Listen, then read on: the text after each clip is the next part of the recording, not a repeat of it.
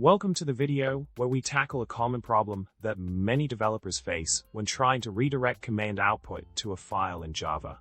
The problem arises when attempting to run a command in Java and redirect the output to a file, only to find that the output is still displayed on the standard output instead of being written to the file as expected.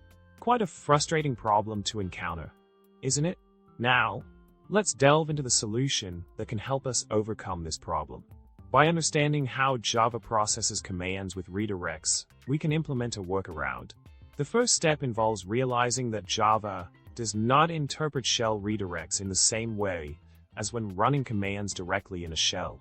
Instead, Java passes the redirect symbols as arguments to the command.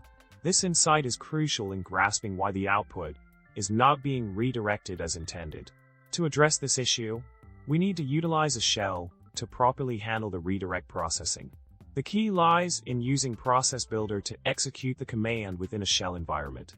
By constructing the ProcessBuilder with the shell, bin bash, and the C flag, we can execute the command as if it were entered directly into the shell. This approach enables the command output to be correctly redirected to the specified file, resolving the initial problem we encountered.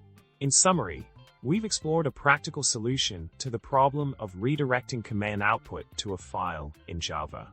By leveraging ProcessBuilder and executing the command within a shell environment, we can ensure that the output is correctly redirected as intended. I hope you found this information helpful and that it assists you in overcoming similar challenges in your Java development projects. Remember to like, subscribe, and leave a comment below with your thoughts or any questions you may have.